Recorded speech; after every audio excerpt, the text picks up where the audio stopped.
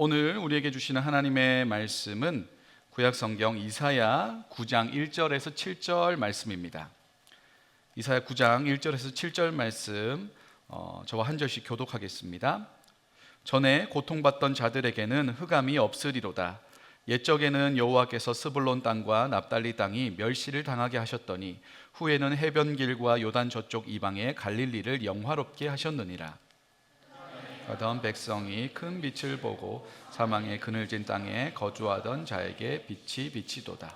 주께서 이 나라를 창성하게 하시며 그 즐거움을 더하게 하셨으므로 추수하는 즐거움과 탈취물을 나눌 때의 즐거움 같이 그들이 주 앞에서 즐거워하오니 이는 그들이 무겁게 맨 멍에와 그들의 어깨의 채찍과 그 압제자의 막대기를 주께서 꺾으시되 미디안의 날과 같이 하셨음이니이다. 어지러이 싸우는 군인들의 신과 피 묻은 겉옷이 불의 섭같이 살라지리니 이는 한 아기가 우리에게 낳고 한 아들을 우리에게 주신 바 되었는데 그의 어깨에는 정사를 메었고 그의 이름은 기묘자라 모사라 전능하신 하나님이라 영존하시는 아버지라 평강의 왕이라 같이 읽겠습니다. 그 정사와 평강의 더함이 무궁하며 또 다윗의 왕자와 그의 나라에 군림하여 그 나라를 굳게 세우고 지금 이후로 영원히 정의와 공의로 그것을 보존하실 것이라. 만군의 여호와의 열심히 이를 이루시리라. 아멘. 오늘 드디어 이제 대강절 첫째 주일이 됐습니다.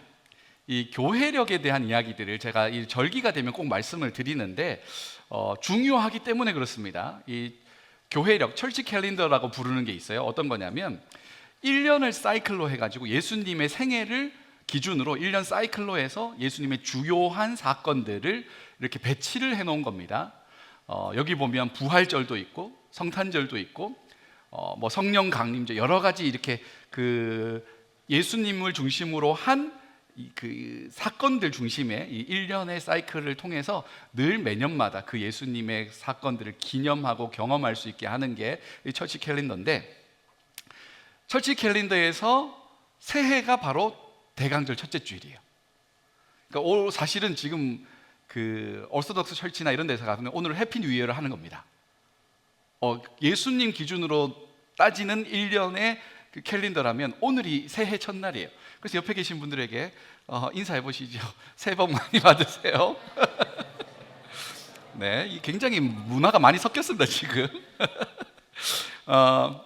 이 대강절은 성탄절 전 4주간을 기간으로 합니다. 꽤나 길죠. 그러니까 긴 호흡으로 가는 절기가 두 개가 있는데 사순절하고 대강절이에요. 사순절은 예수님의 죽음과 부활절을 기준으로 40일, 주일을 뺀 40일 동안이니까 꽤나 더 길죠. 이 대강절보다 훨씬 길고요. 그다음에 성탄절 이전에 4주간의 기간을 이 대강절이라고 부릅니다. 이 대강절, 대림절이라고도 부르고요. 혼용해서 쓰는데 이게 한자말이거든요. 대자는 뭐냐면 기다릴 때예요. 기다릴 때. 그 다음에 강은 강림할 강, 절은 절기절, 마디절 이렇게 써서 오시는 것을 기다리는 절기라는 의미예요. 두 가지의 오심을 기다리는데, 첫 번째는 이 땅에 아기 예수님으로 오신 예수님을 기다리는 절기, 그것을 기억하면서 기다리는 절기고요. 두 번째 어떤 기다림이 있냐면 마지막 날 이 땅에 다시 오실 예수님을 기다리는 절기이기도 합니다. 그래서 이 두 가지의 그 기다림에 대한 인사가 서로 다르죠. 오신 예수님을 기억하면서 기다리는 절기로 따지자면 메리 크리스마스가 되겠죠. 그리고 다시 오실 예수님을 기다리면서 인사하는 건 뭐가 될까요? 혹시 교회 좀 다니신 분들 이런 거 좀 아시잖아요. 마지막 날 다시 오시는 그 예수님에 대한 기다림에 대한 멘팅이 있거든요. 그게 뭘까요? 요한계시록에 나옵니다. 그렇죠. 마라나타, 주 예수의 오시옵소서라는 뜻입니다. 우리 광고 시간에 메리 크리스마스 인사했으니까 이번엔 다시 한번 마라나타로 인사해 보도록 하겠습니다. 시작. 이거 지난해도 했는데 기억하세요? 지난해도 메리 크리스마스하고 마라나타를 했습니다. 매년마다 해서 여러분 까먹으셔가지고 제가 소스가 마르지 않아요. 너무 고맙습니다. 이 교회력 절기는 지금 보라 색깔로 되어 있죠. 대림절, 사순절 보라색으로 되어 있는데 이 대강절의 색깔, 이 대림절의 색깔은 보라색이 맞습니다. 이 보라색 뭘로 만드냐면 파랑하고 빨강하고 섞어야 만들어져요. 그냥은 보라가 나오지 않습니다. 빨강하고 파랑을 섞어서 만드는데 섞을 때 그냥 짠짠하고 바로 딱 바뀌진 않죠. 막 휘저어야 됩니다. 서서히 변화가 일어나는 거예요. 그래서 빨강과 파랑과 만나서 변화가 일어나듯이 이 보라색의 색깔은 무언가를 변화하는 것을 지켜보면서 기다리는 절기입니다. 예수님께서 이 땅에 오심으로 말미암아 세상이 완전히 변화되기 시작하죠. 우리에게 예수님이 오셨기 때문에 우리의 삶이 변화되기 시작했죠. 예수님의 오심은 굉장히 많은 변화들을 만들어냈거든요. 그 변화를 기억하고 기다리라고 보라색을 사용합니다. 그래서 저도 오늘 보라색, 이거 약간 바꾸면 이렇게 보라색 돼요. 그래서 매주마다 이제 넥타이에 신경을 많이 쓰게 되는 절기예요. 보통은 있는 거 손에 잡히는데 신경 써서 메고 있는데 대강절이 되면 더 신경 써서 넥타이를 하게 되죠. 지난해는 이 대강절 기간 동안에 성탄 트리를 무엇으로 장식하느냐에 대한 이야기를 해드렸습니다. 기억이 안 나신다면 유튜브에 가가지고 보시면 이제 되고요. 이번 주부터 4주 동안은 촛불에 대한 이야기를 좀 하려고 합니다. 대강절에 많이 쓰이는 여러 가지 오너먼트가 있지만 가장 큰 게 성탄트리 장식하는 것과 촛불이거든요. 그래서 올해는 여러분들과 촛불에 담긴 의미를 좀 살펴보려고 합니다. 대강절에, 이 대림절에 초를 밝히는 것, 여러 가지 색깔, 메인 컬러가 아마 이 보라색이 되겠죠. 요거 누가 먼저 시작을 했는지에 대한 궁금증이 생겨서 막 조사를 해봤어요. 그랬더니 이 미네소타에 있는 루터 신학교의 한 신학자가 연구를 했어요. 그래서 밝혀냈습니다. 문서상 남아있는 최초의 대림절, 대강절 캔들을 누가 썼냐? 요거는 독일의 루터교 목사님이셨던 이 비헤른이라는 목사님이 계십니다. 이렇게 생기셨는데 1833년 함부르크에 있는 이 청소년들 기숙학교를 이분이 운영을 하셨어요. 그러니까 그 무위탁이니까 오갈 데 없는 친구들 중심의 이렇게 그 청소년 기숙학교였는데 이 사람들에게 대강절 의미를 좀 설명을 해주고 싶은 거예요. 그래서 무엇을 할까라고 생각하다가 빨강색 초랑 흰색 초를 이렇게 배열해가지고 하루에 하나씩 촛불을 켜게 만들었습니다. 그때 당시에는 어떻게 썼냐면 빨강초 19개, 흰색초 4개. 흰색초는 주일에만 켰대요. 그렇게 키면서 이 리스처럼 이렇게 그 녹색 나무 줄기로 이렇게 데코를 해가지고 이 로비 쪽에다가 설치를 해놨답니다. 그래서 하루에 이렇게 밝히면서 예수님이 이 성탄절까지 오신 그날을 이렇게 기다리게 역추적하면서 기다릴 수 있도록 그 구조를 만들었다는 거죠. 학생들이 그랬답니다. 약간 장난스러운 말이긴 할 것 같은데 목사님이 이렇게 초에다가 불을 탁 켜면 학생들이 그랬대요. 예수님 아직도 안 오셨어요? 언제 오세요? 라고 하면서 이 학생들에게 교육의 의미로 요거 초를 시작을 한 거예요. 그런데 요게 좀 괜찮았던 것 같습니다. 독일의 많은 교회에서 요 초를 같이 사용하기 시작합니다. 그러다가 점점 풍성한 의미를 가지는 초 사용이 시작이 됐습니다. 이 대강절 초는 보통은 한 3가지 정도 색깔을 써요. 아주 진한 보라색, 그리고 연한 핑크색, 그리고 흰색. 흰색은 언제 켜냐면 성탄절에만 켜는 거고요. 보통은 진한 보라색에서 점점 옅어지면서 이 흰색까지 가는 그런 이 그라데이션 하는 그런 모양으로 만듭니다. 첫 번째 주에는 아주 진한 보라색 촛불에 불을 밝힙니다. 아직 무언가가 시작되지 않은 상황. 흰색까지 가는 기미가 전혀 보이지 않는, 그러니까 이 왕이신 예수님, 순결하신 예수님을 상징하는 그 흰색까지는 가기에는 아직 기미가 전혀 보이지 않는 그냥 찐 보라색. 그러다가 점점 옅어져만 가면서 흰색으로 탁 마지막 초를 밝히는 그런 의미가 있는 거죠. 이 흰색, 보라색, 아주 진한 보라색에 초를 켤 때 대부분 그 멘팅이 있습니다. 어떤 멘트를 하면서 이렇게 불을 켠다는 거예요. 저도 좋아하는 제 멘트가 있는데 이런 겁니다. 이 촛불은 소망의 빛입니다. 슬퍼하는 사람들에게, 절망하는 사람들에게 살아갈 용기를 주는 소망의 빛입니다.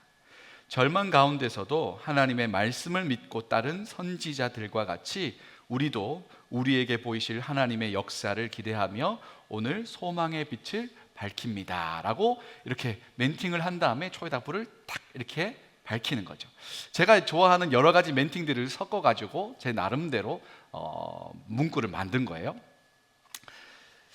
소망의 빛, 첫 번째 주에 밝히는 촛불의 의미는 소망의 빛입니다. 그런데 이 소망이라는 말이 오늘 우리가 살아가는 현실에서 그렇게 와닿는 단어가 아닐 때도 많은 것 같습니다. 현실이라는 이름 앞에 이 소망이 참 힘이 없어 보인다라는 생각도 듭니다. 팬데믹 이후에 캐나다에도 많은 변화를 좀 겪고 있는 것 같아요. 취업의 문이 점점 좁아져 가는 것 같고, 취업을 위해서 다른 분야의 전공의 공부를 다시 시작하는 친구들도 꽤 많이 있고, 경제적으로도 물가가 많이 올랐기 때문에 부담도 많죠. 우리의 미래를 자유롭게 꿈꾸고 그것이 이루어질 것이라고 기대하면서 청춘을 누리면 참 좋을 텐데 쉽지 않은 시절을 보내고 있는 건 확실합니다. 그러나 이 대강절 첫째 주일에 우리가 켜는 초는 소망을 이야기하고 있습니다. 기독교는 어둠이나 좌절이나 답답함이나 이 절망하는 것을 무시하지 않습니다. 그런 것이 없다라고 말하지 않습니다. 오히려 그것을 굉장히 깊숙하게 받아들입니다. 우리가 살아가는 현실 세계가 굉장히 답답하고 어둡고 우리로 하여금 절망하고 좌절하게 만드는 것이 너무 많다고 인정하고 시작을 합니다. 그것이 우리 삶에 너무 가까이 와 있다고도 알고 있죠. 히브리서에서 예수님을 이렇게 표현합니다. 4장 15절 말씀인데요, 같이 읽어보겠습니다. 시작. 우리에게 있는 대제사장은 우리의 연약함을 동정하지 못하실 이가 아니요 모든 일에 우리와 똑같이 시험을 받으신 이로되 죄는 없으시니라. 아멘. 이 구절 제가 메시지 번역을 한번 읽어드리겠습니다. 그분은 우리의 현실에 무관심한 제사장이 아니십니다. 그분은 연약함과 시험, 온갖 고난을 다 겪으셨지만 죄는 짓지 않으셨습니다. 예수님은 어떤 분으로 소개하냐면 우리의 현실에 무관심한 분이 아니라는 거예요. 우리가 지금 마주하고 있는 어려움과 답답함을 다 알고 계시고 누구보다 깊이 경험하신 분이고, 그렇기 때문에 우리를 잘 이해하고 공감하시는 분이다라고 표현을 합니다. 이 동정, 공감, 이 말을 이전 성경에서는, 우리가 개역 개정판 성경을 보는데 개역 한글에서는 체휼이라고 표현합니다. 체휼, 몸소 체험해서 경험해서 알게 되는 것. 이 동정이라는 말, 공감이라는 말, 이 심파테이아라는 말을 쓰는데 쉼은 함께라는 단어고요, 테이아는 그 안에 머문다, 겪는다 이런 의미입니다. 내가 고통당할 때 주님은 어디 계시느냐? 저 멀리 서가지고 아이고 고생이 참 많다 라고 하시는 분이 아니라는 거예요. 우리가 고통당하고 있을 때 주님은 어디 계시는가? 내 고통의 상황 가운데 같이 하고 계신다. 주님은 좋을 때만 우리만 같이 계시는 분이 아니라 우리가 힘들고 어려운 상황에서도 여전히 우리와 함께 하시는 분이고, 우리가 경험하고 있는 그 감정, 어려움들을 같이 옆에서 느끼고 토닥이고 계신 분이다 라고 성경은 이야기하는 거죠. 예수님께서 승천하실 때 이런 약속을 하십니다. 마태복음 28장 20절 같이 읽겠습니다. 시작.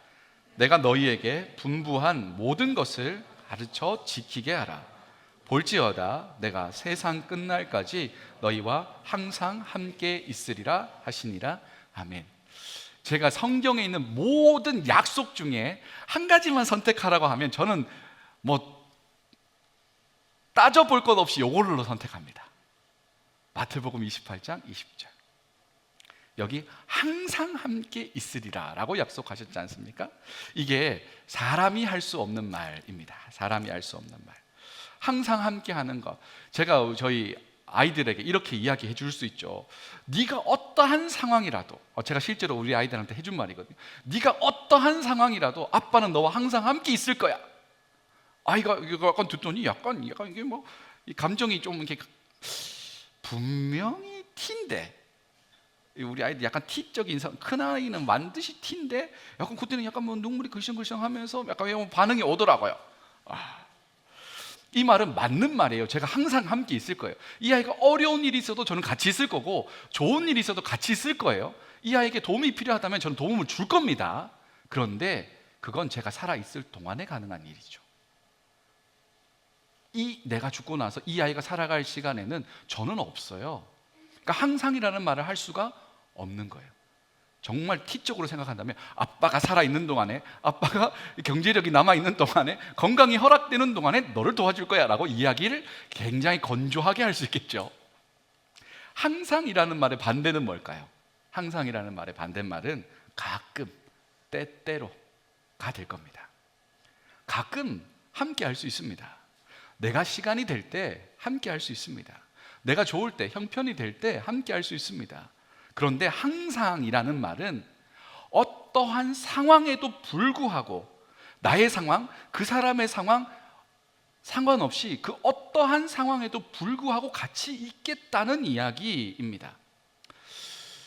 이런 말을 하면 좀 그런데, 결혼할 때 모두가 거짓말을 합니다. 혼인 서약을 하면서 이렇게 거짓말을 할 때가 있어요. 눈이 오나 비가 오나 건강할 때나 아플 때나 항상 영원히 당신만을 사랑하기로 약속합니다 라고 서약을 합니다. 그래야 결혼이 돼요. 그런 서약이 없으면 결혼을 못 시켜줍니다. 제가 좋을 때만 사랑하고요, 나쁠 때는 그냥 안 그럴게요, 이러면 결혼을 못 시키잖아요. 그런데 이 말은 진심이지만 지킬 수 없는 말이에요. 항상 영원이라는 말은 우리가 감당할 수 있는 수준의 말이 아니에요. 그죠? 누군가는 먼저 떠나기 마련이고, 도와주고 싶어도 도울 수 없는 능력이 안 될 때도 있고, 그 감정이 완전히 소진될 때도 있고, 그래서 우리가 서약할 때는 정말 진심으로 서약하는 것이지만 그것을 지킬 수 있다고 약속하지는 못해요. 그런데 예수님은 가능해요. 요 말씀하실 때가 언제였을까요? 부활하신 이후에 하신 말입니다. 승천하기 직전에 하신 말입니다. 예수님은 이미 죽음을 이겼어요. 죽음이 예수님을 어찌하지 못하는 상황 가운데 계십니다. 예수님에게는 늘 영원이라는 시간이 주어져 있습니다. 그러니 내가 너희와 항상 함께 할게 라는 이 말은 진짜로 그렇게 하실 수 있기 때문에 하신 말입니다. 나는 죽음을 이겼단다. 죽음이라는 것도 너와 나를 떼어놓을 수 없단다. 나는 언제나 어떤 상황에서도 너와 함께 할게 라고 약속해 주시는 겁니다. 그래서 이 약속은 너무너무 소중하고 귀한 하나님의 그 약속이라고 생각해요. 우리 다시 한번 주님이 우리에게 하신 약속이니까 요거 약간 이제 그 계약이라고 말하면 좀 그렇지만 요거 약속하신 거예요 라는 의미로 우리가 또박또박 함께 읽어보면 좋겠습니다. 시작.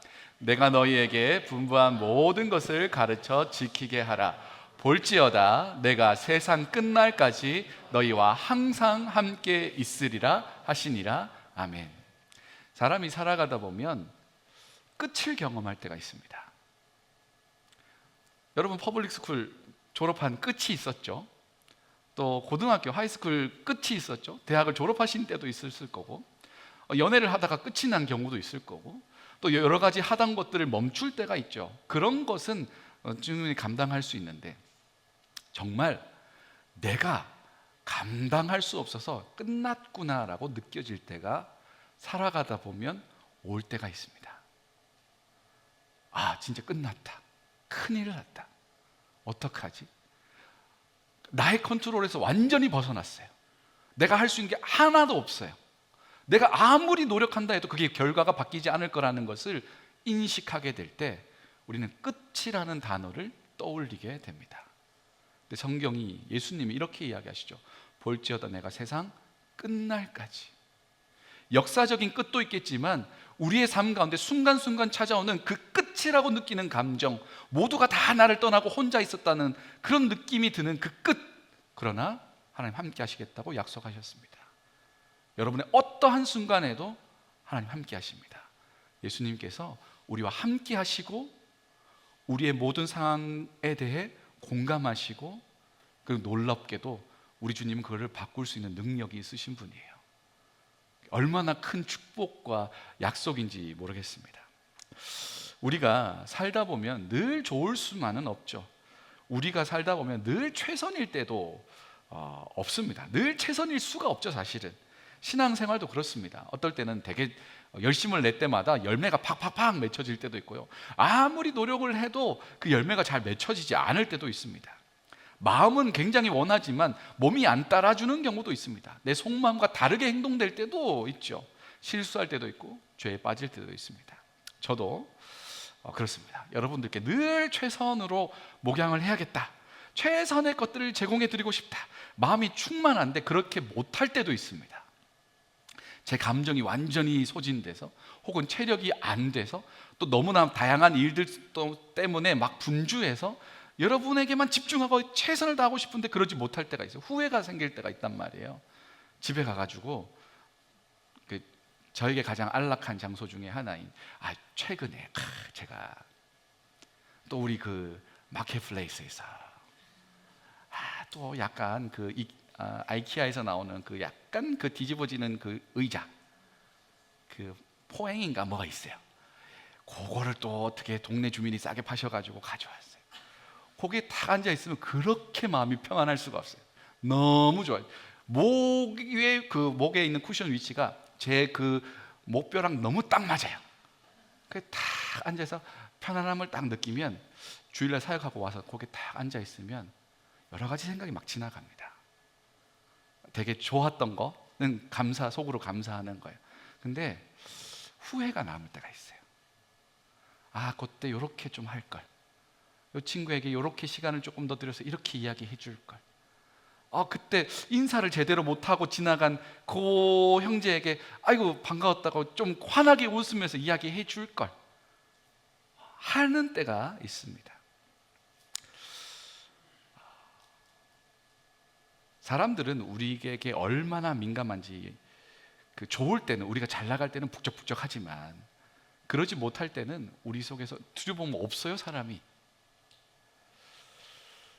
우리의 삶에도 이렇게 기복이 많거든요. 우리의 삶에 그 기복이 이렇게 업다운이 너무 딥하게 떨어져서 내 주변에 아무도 없을 때, 내 삶 가운데 좋았고 감사하고 긍정적인 생각보다 좌절과 후회가 가득하는 그 시간 속에 혹여 우리가 놓여질 때라도, 주님은, 소망의 빛 되신 예수님은 우리에게 말씀하시는 겁니다. 그래도 나는 너와 항상 함께한다. 나의 항상이라는 말에 예외는 없다. 나는 너랑 같이 있다 라고 말씀하시는 거예요. 그게 우리에게 소망이 되는 겁니다. 아무도 없을지라도 주님 함께하고 계신다. 내가 있는 자원이 다 소진되어도 주님 함께하고 계신다. 성경은 하나님이 얼마나 위대하신지, 크고 놀라우신 분이신지를 계속 증언합니다. 그리고 소망이라는 건 지금 나의 삶의 현상에 있는 자원들을 계산하는 게 아니라 그 크신 하나님을 바라볼 때 생기는 겁니다. 대강절 첫째 주일에 소망의 촛불을 탁 밝히면서 어떠한 상황에서도 우리는 소망을 품을 수 있다는 이야기를 성경은 우리에게 해주는 겁니다. 오늘 본문이 쓰여진 이사야가 그렇습니다. 북이스라엘, 남유다 이렇게 나눠져 있었는데 북이스라엘은 아시리아에 의해서 이미 멸망을 당했어요. 강제 이주당하고 강제 결혼 막 시키고 이름 다 바뀌고 막 이래요. 문화가 다 섞이고 있어요. 남유다도 조마조마한 겁니다. 무섭습니다. 그리고 선지자들이 와서 이렇게 이야기합니다. 너희들의 죄 때문에 너희는 망할 거야. 선지자가 와가지고 축복해 주면 좋을 텐데 망할 거야. 하나님이 그렇게 말씀하셨어 라고 이야기합니다. 크게 두 가지 죄 때문에 망하는 건데요. 1번, 왕이 자기가 가진 힘을 하나님의 방법대로 쓰지 않고 자기 마음대로 씁니다. 백성들을 막 짓누릅니다. 힘으로 막 부리는 거예요. 두 번째, 그런 상황에서도 종교 지도자들이 하나님의 뜻을 분별해서 정직하게 말하지 않고 왕에게 아첨합니다. 힘에 굴복당합니다. 백성들은 그러한 분위기 가운데 하나님에 대한 신뢰가 점점 사라져가요. 왜냐하면 듣는 이야기가 이상한 이야기를 계속 듣게 되니까 우상을 은밀하게 섬기기 시작합니다. 결국 하나님께서 선지자들을 보내서 돌이키라고 계속 이야기하는데 안 돌이켜요. 결국에는 돌이킬 수 있는 방식을 쓰시는 거예요. 그게 멸망당하게 하는 거였어요. 슬프죠. 그러니까 이사야의 말씀은 너희는 망할 거다라는 이야기입니다. 이 이사야를 읽다 보면 되게 신기한 이야기도 많지만 전체적인 맥락은 너희는 망해, 죄 때문에, 이런 이야기를 하는 거예요. 그런데 그 가운데서 같은 맥락 가운데 이사야를 통해 하나님 이렇게 선포를 하시는 겁니다. 9장 2절 말씀 같이 읽겠습니다. 시작. 흑암에 행하던 백성이 큰 빛을 보고 사망의 그늘진 땅에 거주하던 자에게 빛이 비치도다. 아멘. 앞으로 너희 앞에 흑암이 펼쳐질 거다. 깜깜할 거다. 흑암이라는 게 뭐냐면 내 옆에 있는 사람도 분간이 안 될 정도의 어둠을 이야기하는 거예요. 캐나다 밤하늘은 예뻐요. 별도 좀 있고 달도 좀 밝더라고요. 그러니까 분간이 됩니다. 근데 진짜 깜깜한 동네 혹시 가보신 적 있어요? 제가 네팔에서 한번 경험했는데 산에 들어갔는데 후레시라이트를 이렇게 한번 설교 때 말씀하신 적 있죠? 이렇게 플래시라이트 가지고 산길을 가는 거예요. 이웃 마을에 가서 예수 영화를 상영해야 됐습니다. 그런데 차가 갈 수 없는 길이라 이 짐을 다 들고 이렇게 플래시라이트에 의지해서 가고 있었어요. 근데 선교사님이 이렇게 이야기하는 거예요. 우리 한 10초만 이 플래시라이트를 꺼볼까요? 우리는 막 신기해서 별 보나 보다 막 이래가지고 딱 껐어요. 아무도 아무 말도 한 걸음도 떼지 못해. 왜냐하면 눈앞에 아무것도 안 보였거든. 바로 내 옆에 사람이 있는데 안 느껴질 정도의 어둠이란 게 그렇게 무섭더라고요. 선교사님이 이제 켜세요 하니까 다들 안도의 한숨을. 와, 흑암이라는 건 그런 겁니다. 도무지 분간이 안 되는 거. 내가 지금 어디로 가고 있는지도 모르겠고 내가 서 있는지 가고 있는지도 분간이 안 될 정도의 캄캄함입니다. 흑암이 그들 가운데 있을 겁니다. 하나님이 나와 함께 하시는지 하나님이 말씀하시는지도 도무지 모르는 그 흑암 가운데, 그러나 하나님께서 그 흑암 가운데 큰 빛을 내시겠다라고 이야기합니다. 망하는 게 끝이 아니라 그 가운데 빛을 비추어 회복시키겠다는 소망의 말씀이 이사야의 전체적인 맥락입니다. 그 빛으로 오신 분이 누구라고요? 예수님인 거죠. 한 아기가 우리에게 왔다. 죄 때문에 교만하고 불순종해서 멸망당할 수밖에 없는 이들을, 그러나 예수께서 오셔서 하나님께서 빛을 비추셔서 회복시키겠다 하는 것이 오늘 우리에게 주는 말씀입니다. 그리고 그 일을 반드시 이루시겠다는 보증으로 하나님께서 이렇게 말씀을 하시죠. 7절 말씀도 우리 같이 읽도록 하겠습니다. 시작. 그 정사와 평강의 더함이 무궁하며 또 다윗의 왕자와 그의 나라에 군림하여 그 나라를 굳게 세우고 지금 이후로 영원히 정의와 공의로 그것을 보존하실 것이라. 만군의 여호와의 열심이 이를 이루시리라. 아멘. 여호와의 열심이라는 찬양도 있지 않습니까? 여호와의 열심, 이 열심이라는 말을 성경에 같은 단어인데 다른 곳에서 어떻게 번역하냐면 질투라고 번역합니다. 그러니까 여호와의 열심으로도 읽을 수 있고 여호와의 질투라고도 읽을 수가 있습니다. 여호와의 질투하심이 이것을 이루실 것이다 라고 읽어본다면 이게 꽤나 재미있게 해석이 됩니다. 질투가 성립할 수 있는 조건이 뭐냐면 관계와 사랑이 전제가 되어 있어야 합니다. 그죠? 우리가 하나님 말고 다른 것을 사랑하는 것, 우리의 주인에 하나님이 계셔야 하는데 다른 것이 주인 노릇하는 것,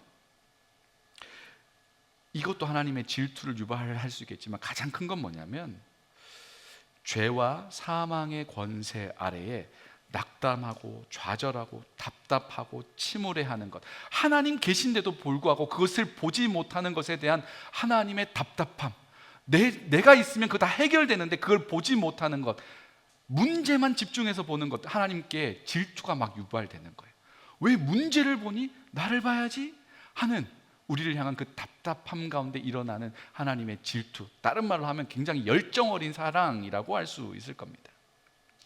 나는 너를 문제와 좌절에 빼앗기지 않겠다는 이야기입니다. 나는 너를 세상의 것들에 빼앗기지 않겠다. 나는 너의 하나님이 되어야겠다. 이게 하나님의 질투, 하나님의 열심이라는 겁니다.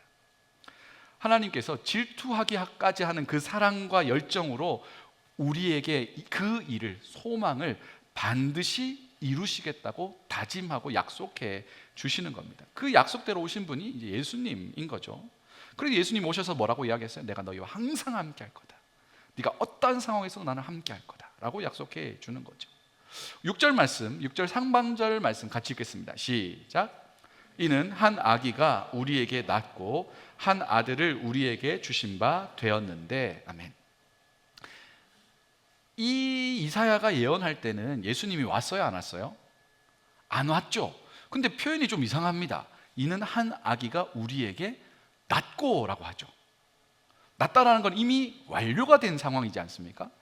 예수님은 한참 뒤에 태어나시는데 이미 태어난 것처럼 표현합니다. 이걸 신적 수동, 신적 과거 뭐 이렇게 어려운 말로 이야기하기도 하는데, 하나님께서 계획하셨기 때문에 그 일은 이루어진 것으로 과거형으로 표현하는 거예요. 마치 이런 거예요. 경기가 아직 안 끝났어요. 축구 경기가 아직 안 끝났는데 13대 1이라고 칩시다. 남은 시간 1분. 그럼 그 경기는 이겼어요? 졌어요? 우리가 13이에요. 우리가 13이고 13대 1인데 경기는 1분 남았어요. 그 경기는 이겼어요? 졌어요? 이겼어요. 그때는 우리 이렇게 합니다. 이겼어 라고 표현합니다. 아직 안 끝났어요. 1분이 남았어요. 그런데 이겼다고 이야기하는 거예요. 왜냐? 결과가 뻔하기 때문에 그래요. 하나님이 계획하신 것, 하나님께서 말씀하신 건 이미 이루어졌다. 그 결과가 뻔하다. 이루어졌기 때문에 과거로 쓰는 거예요. 하나님은 자신이 있었습니다. 하나님은 그것을 반드시 이루실 겁니다. 그래서 한 아기가 우리에게 이미 난 것처럼 표현을 해주고 있습니다. 우리의 삶에 혹여나 어려운 시간을 보내고 계신 분들이 여기 이 자리에 계시다면 여러분의 마음에 이 대강절 첫째 주일을 맞이하면서 소망의 초가 좀 켜졌으면 좋겠습니다.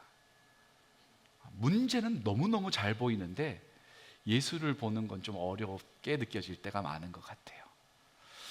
성탄절에 가장 안 보이는 게 뭐냐면 예수님입니다. 제가 어제 저녁에 저희 동네에 있는 큰 몰에 갔어요. 야, 무슨 그 무스 이렇게 그 전구가 한 2층 높이로 이렇게 돼 있고 1층부터 이제 꼭대기까지 이 트리가 쫙 올라가 있고 너무 멋지더라고요. 거기서 산타 할아버지 이렇게 와 계시던데 굉장히 피곤해 보이셨어요. 근데 이분이 이제 그 전형적인 산타 할아버지잖아요. 하얀 피부에 여기는 빨갛고 안경 그 독특히 안경을 안경 끼시고 이렇게 있는데 꼬맹이들이 이 산타 할아버지하고 사진을 찍으려고 예약을 해야 된대요. 막 줄을 엄청 서 있습니다. 다 셀카 찍느라고 난립니다. 막 무스 찍고 저도 뭐 사진을 좀 찍었지만 그 98.1 CHFI 그거 거기서도 캐롤이 한 달 내내 하루 종일 나와요. 똑같은 노래도 계속 반복되고요. 근데 결국에는 뭐가 안 보이냐면 예수는 안 보여요. 너무나 흥겨워요. 사람들이 원래 6시에 그 몰이 마감인데 9시 반까지 연장을 했다 하더라고요. 그 예수님 생일 선물 타려고 하는 건 아니잖아요. 굉장히 흥겨운 분위기가 막 왁자지껄한데 결국에는 예수는 없는 크리스마스를 보낼 때가 참 많은 것 같습니다. 그 모든 것들은 사실은 우리가 끝이라고 느껴질 때 우리 곁에 없는 것들입니다. 뒤돌아보면 다 어디 갔지? 할 것들입니다. 그것을 너무 즐거워하고 있는 거예요. 오늘 본문이 이야기하잖아요. 모두가 다 없어도 하나님 함께하고 계신다. 주님은 항상 끝까지 네가 끝이라고 생각하는 이 세상의 끝날이라고 하는 그때에도 나는 함께한다. 눈에 너무 잘 보이는 것을 집중하지 마시고 말씀이 증언하고 있는 우리와 함께하고 계시는 예수님을 바라볼 수 있는 믿음의 눈이 이번 한 주 우리 가운데 열려지기를 소망합니다. 어떤 상황 가운데 있어도 주님은 소망 되십니다. 대강절 맞이하면서 작은 챌린지를 하려고 합니다. 대강절 주제의 촛불의 색깔에 맞는 의미가 다 있어요. 우리 교회 그 주보에 보면 그 영락 포커스에 그게 좀 기록이 돼 있더라고요. 제가 하는 그 시리즈와도 그 결이 같습니다. 그래서 그걸 읽어보시면 조금 사전 이해가 되실 것 같은데, 보라색에서 흰색으로 넘어가는 이 촛불의 색깔과 각 초가 밝히는 의미들, 첫째 주는 소망이잖아요. 다음 주는 또 다른 의미가 또 있습니다. 그것을 좀 우리가 기억을 잘 해봤으면 좋겠다 싶어가지고 여러분들에게 이런 걸 이제 나눠드립니다. 요거 이제 어제 우리 셀장들이 막 간해수공업을 했어요. 나가실 때 요거 다 하나씩 나눠드릴 텐데, 요거 가지고 어떤 챌린지를 할 거냐면, 요 찜보도 찾기가 어려웠습니다. 이 아마존 다 뒤져가지고 어떻게든 만들어낸 거고요. 네, 여러분의 공간에 이 어드벤트 캔들을 셋업을 잘 해보세요. 예쁘게 데코를 좀 하시면 좋겠습니다. 이렇게 테이블에 뭐 밑바닥에 천도 좀 깔아보시고, 요거 이렇게 하는 캔들 홀더가 있으면 그걸 또 이용해 보시기도 하고, 그거까지는 제공 못 해드리고요. 여러분들이 나름 이렇게 꾸며가지고 첫째 주일날 설교 다 마치고 이제 집에 가시잖아요. 그러면 초를 하나 탁 키워서, 아, 첫째 주는 소망이었지, 기억하시게. 여러분의 일상의 공간이 대강절의 의미로 풍성해질 수 있었으면 좋겠고요. 요걸 그냥 알아서 하세요 그러면 재미가 없기 때문에, 그거를 이제 풀을 밝힌 다음에 사진을 찍으세요. 찍으셔가지고 셀톡에 올리시면 됩니다. 셀장에게 보내시는 셀톡에 올리셔가지고 셀장이 그걸 취합을 합니다. 그리고 챌린지 담당자에게 넘깁니다. 그럼 그 담당자가 쫙 정리해가지고 우리 인스타그램에다 쫙 올려가지고 대강절 이렇게 보낼 수 있다라는 캠페인을 좀 해보려고 합니다. 그래서 우리 인스타를 보고 있는 사람들이, 아, 지금 대강절이지, 대강절에는 이 소망의 빛을 밝히는 날이지, 뭐 기쁨의 초를 밝히는 날이지, 이런 것을 좀 같이 누릴 수 있게끔, 우리뿐 아니라 밖에서도 좀 느낄 수 있게끔 해보려고 하는 겁니다. 그래서 나가실 때 이거 하나씩 가져가시고, 오늘 예배 인원이 조금 되는데 수량이 약간 모자랄 수 있어요. 우리 믿음이 많이 부족했습니다. 약간 모자랄 수 있는데 그 셀장들은 나중에 받으세요. 아니면 나는 진짜 큰 걸 이만한 대형 양초로 할 거다 하시는 분들은 안 가져가셔도 됩니다. 네, 요거 하나에 4시간 타요. 6시간입니까? 예, 6시간 타니까 계속 켜놓으면 이 하루 만에 끝이 나요. 잠깐 켜가지고 의미만 살피고 끄세요. 그리고 다음 주에 2개 밝히고 그렇지 하고 또 끄시고, 까먹었다 다시 한번 30분 켜놨다가 끄고, 이렇게 해가지고 아껴가지고 해주시고, 안 되면 이제 아이케아 가면 다 팝니다. 그래서 더 보충을 하셔도 되고요. 대강절 묵상하면, 의미를 발견하면 아주 풍성한 의미를 누릴 수 있는 기간입니다. 근데 이거 없이 그냥 4주간 훅 지나가고 성탄절이다 메리 크리스마스 하고 끝날 때도 되게 많아요. 4주간이라는 절기를 길게 교회가 잡아놓은 데는 그것을 충분히 묵상할 의미가 많기 때문에 그렇거든요. 이번 대강절에는 이 땅에 오신 예수님에 대한 그 의미를 깊이 묵상하면서 우리의 삶이 그 절기에 맞추어서, 시간표를 맞추어서 같이 걸어가 보면서 큰 의미를 누리는 저와 여러분, 그런 성탄 시즌 되기를 간절히 소망합니다. 기도하겠습니다.